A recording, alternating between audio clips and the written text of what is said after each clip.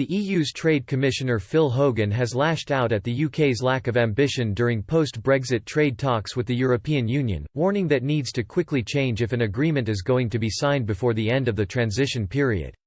The latest round of negotiations on the future relationship after Brexit took place in Brussels last week, the first time the two sides have met face-to-face in more than 3 months due to the coronavirus pandemic. But talks collapsed and ended a day early, with both sides again blaming each other for a lack of progress being made and warning time is running out to agree a deal. Speaking on RTÉ's Brendan O'Connor programme with Damien O'Reilly, Ireland's Mr Hogan claimed for the last few months, the EU has been trying to make progress with the UK on several issues, but without much success. He still believes the two sides will strike a post-Brexit trade deal, but only if the UK really wants one and shows ambition to do so.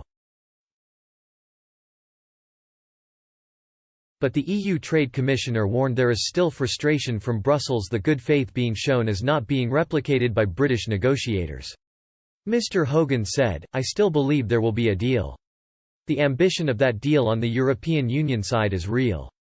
I don't see the same ambition at the moment on the UK side, so, the ball is in the UK's court. If they want a deal, there is a deal to be done.